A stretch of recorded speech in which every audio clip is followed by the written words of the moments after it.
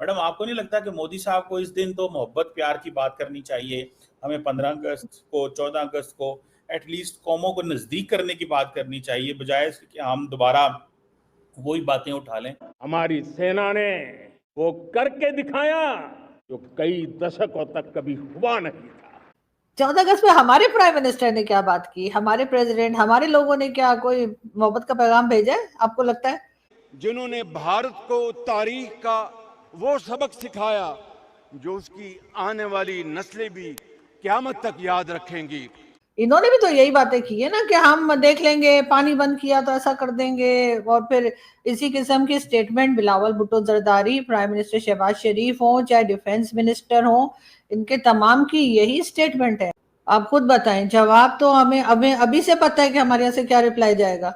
जब वो कहेंगे कि या मसूद अजहर की बात करेंगे, या हाफिज सईद की बात करेंगे, या और जितने नाम लिस्ट में होते हैं उनकी बात करेंगे, दाऊद इब्राहिम वगैरह, हमने तो सबको मना कर देना है कि नहीं वो तो है ही नहीं। कुछ को तो हम कह देंगे कि वो यहाँ पर मौजूद नहीं है, बाकियों को हम कह देंगे कि वो तो टेररिस्ट ही नहीं है, चाहे उनका यूनाइटेड नेशन में भी नाम लिखा हो। तो सर ऐसे लोगों से बात करके फायदा क्या होगा भारत को? मोदी जी के भाषण को लेकर कमर चीमा सर आरजू काजमी से बहस कर रहे थे और इसी बहस के दौरान आरजू काजमी ने कमर चीमा को कुछ ऐसे जवाब दे दिए जो कि कोई भी पाकिस्तानी सुनना नहीं चाहेगा। दोस्तों, टेररिज्म को लेकर बात हो रही थी और मोदी जी के स्पीच को लेकर बात हो रही थी। जो मोदी जी ने 15 अगस्त को स्पीच दी है उसमें पाकिस्तान को आड़े हाथों लिया है, उस पर सवाल कर रहे थे कमर चीमा, लेकिन उनको नहीं पता था कि आज आरजू काजमी मूड बनाकर आई है कि वो सारे काले चिट्ठे खोल के रख देगी। दोस्तों, बढ़ते हैं वीडियो की तरफ, देखते हैं कि कैसे आरजू काजमी ने डॉक्टर कमर चीमा को आज उनकी बोलती बंद कर दी, उनके सारे सवालों को ऐसे जवाब दिया है कि जैसे कोई पाकिस्तानी नहीं दे सकता है। प्राइम मिनिस्टर मोदी ने आज जो स्पीच की है, कहा जा रहा है ये उनकी 12वीं स्पीच है, 103 मिनट वो बोले हैं। लेकिन उस स्पीच में सबसे पहले जो उन्होंने अपने अच्छे अल्फाज इस्तेमाल किए हैं वो पाकिस्तान के बारे में, कि पाकिस्तान को जो है वो वार्निंग दे दी है, और पाकिस्तान को ऑपरेशन सिंदूर के अंदर जो है वो वार्निंग दी है।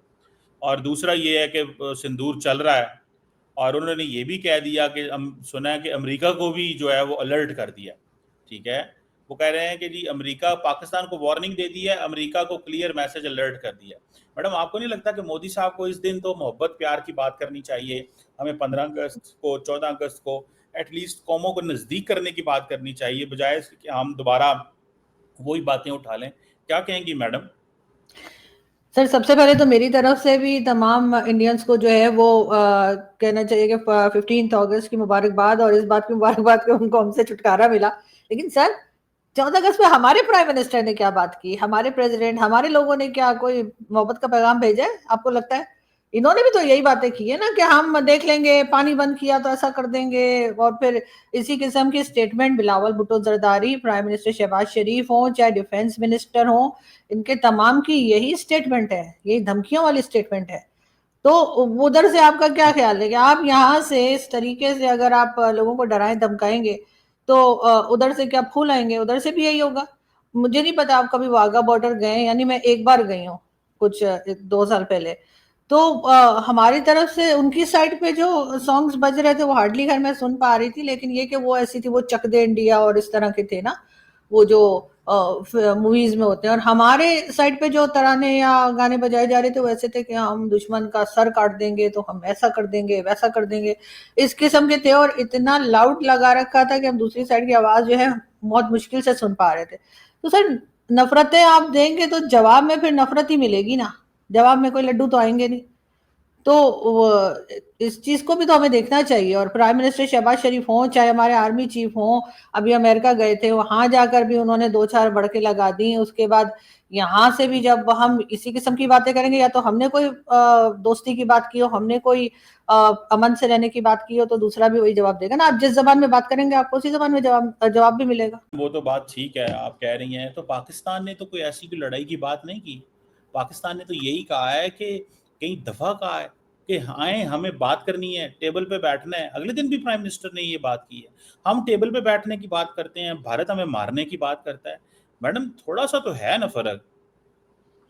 सर देखें, वो तो हमें अपनी तरफ से कोई स्टेप भी तो लेना होगा ना। जिन लोगों को हमसे सालों साल से नाराजगी है, जो हमें बार बार ब्लेम कर रहे हैं, मुख्तलिफ उनके अटैक जो हुए हैं उसके ऊपर, वो हमने किए नहीं किए उसके ऊपर तो मैं डिबेट नहीं करूंगी, लेकिन जाहिर है कि हमारी तरफ कुछ ना कुछ उन्होंने इल्जामात लगाए और उनके लिए उन्होंने सबूत भी दिए, हम नहीं माने। तो अब वो क्या करें आपकी तरफ से, वो आप कहेंगे डायलॉग, और आप डायलॉग क्या करेंगे? वो अगर फर्ज करें वो आ जाते हैं बातचीत करने, वो कहेंगे कि जी आपके यहाँ फलाना टेररिस्ट है, हाफिज सईद है, ये है वो है, आपने कह देना नहीं वो तो है ही कोई नहीं। तो वो क्या बात करे आकर? आप खुद बताएं। जवाब तो हमें हमें अभी से पता है कि हमारे यहाँ से क्या रिप्लाई जाएगा।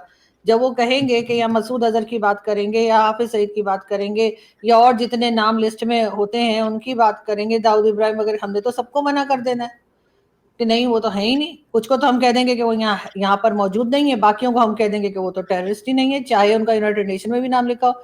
तो सर ऐसे लोगों से बात करके फायदा क्या होगा भारत को? या तो अपनी तरफ से कोई ऐसा स्टेप लिया जाए ना कि हम कहें कि हाँ हम इस चीज को सॉल्व करने में सीरियस हैं, हाँ हम इस इशू को खत्म करना चाह रहे हैं। मैडम, दहशतगर्दी तो पाकिस्तान में होती है। अभी इस महीने 4 पाकिस्तानी मेजर शहीद हुए हैं, 20-25 पाकिस्तानी जवान शहीद हुए हैं। अब सवाल ये पैदा होता है कि एक्टिव डेली बुनियादों पे पाकिस्तान के फौजी शहीद हो रहे हों और हम ये बात कह रहे हैं कि जी हम अपनी पोजीशन क्लियर करें, हम अपना जो है वो अपने आप को ठीक करें। मतलब अब पाकिस्तान का भी तो ये मौकफ है ना कि भारत पाकिस्तान में प्रॉक्सी कर रहा है। तो मैडम एक्चुअल बंदे तो अगर फॉर एग्जांपल 4 मेजर इंडिया में जो है वो जान से चले जाएं तो इंडिया क्या करेगा? वो कहेगा अपने पाकिस्तान पे हमला करना है। पाकिस्तान के अंदर होते हैं, इंडिया कह रहा है, पाकिस्तान कह रहा है, इंडिया कर रहा है, लेकिन हम फिर भी उसको मैनेज करने की कोशिश कर रहे हैं।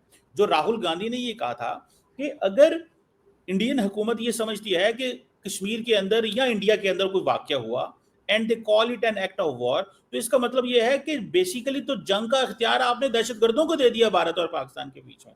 तो जब पाकिस्तान के फौजी शहीद हो रहे हैं तो वो तो नहीं कह रहे हम इंडिया पे हमला कर देंगे, वो कह रहे हैं इसको मैनेज करना पड़ेगा, चीजों को देखना पड़ेगा। तो आपको नहीं लगता कि इस सिनेरियो को भी तो देखना पड़ेगा? वन साइडेड स्टोरी कैसे चलेगी, कितनी देर चलेगी? सर इंडिया पे तो हमला तब कर देते ना जब वहां पर टेररिस्ट होते। जब टेररिस्ट अपने ही हमने बिठा के रखे, हमने खुद ही बनाए हैं, हमने खुद ही प्रोड्यूस किए हैं, चाहे वो जनरल परवेज मुशर्रफ ने कहा हो, चाहे अभी आपके डिफेंस मिनिस्टर ख्वाजा आसिफ साहब ने कहा हो कि हम 30 इयर्स मिलिटेंट्स को पालते रहे, हमारी गलती थी, हम डॉलर लेके करते रहे। तो जब आपके बिलावल भुट्टो जरदारी ये कहते हैं कि पाकिस्तान की एक हिस्ट्री रही है और उस पर हमें शर्मिंदगी है, तो सर फिर जब टेररिस्ट यहाँ पर होंगे तो हम भारत पे हमला क्यों कर देंगे? सब लोग तो यहाँ बैठे हुए हैं, तो ऐसा थोड़ी है कि वो लोग यहाँ पर मौजूद हैं, चाहे वो टीटीपी के लोग हों, चाहे वो बीएलए के लोग हों, चाहे वो ये टीएलपी के लोग हों, या बाकी बहुत सारी और भी ऑर्गेनाइजेशंस हैं, आप जानते हैं हाफिज सईद की और किस किस की। तो ये लोग अगर यहाँ बैठे हैं तो मुझे समझ नहीं आ रही कि हम भारत पे अटैक क्यों कर देंगे। ये तो यही है। तो और बाकी हम अगर भुगत रहे तो हम इसीलिए भुगत रहे ना कि हमने इन लोगों को बनाया, हमने ना बनाया होता तो ऐसा ना होता। हमने इनको इस्तेमाल किया, कभी फलस्तीन के लिए तो कभी कश्मीर के नाम पर, और कह दिया कि जी ये तो फ्रीडम फाइटर है। अगर हमारे ऊपर आके फट जाता है कोई तो हम कहते हैं ये तो टेररिस्ट है, और अगर दूसरों के पास जाके हमारे लोग ये करते हैं तो हम कहते हैं वो तो फ्रीडम फाइटर है जी, वो तो आजादी की जंग लड़ रहे हैं। तो फिर बलोचिस्तान वाले किस बात की आजादी की जंग लड़ रहे हैं, या वो भी आप उनको भी टेररिस्ट कहेंगे? तो सर ये तो अलग गलत बात है ना कि अपने लिए कुछ और दूसरे के लिए बिल्कुल ही उसका मतलब कुछ और निकाल लेते हैं।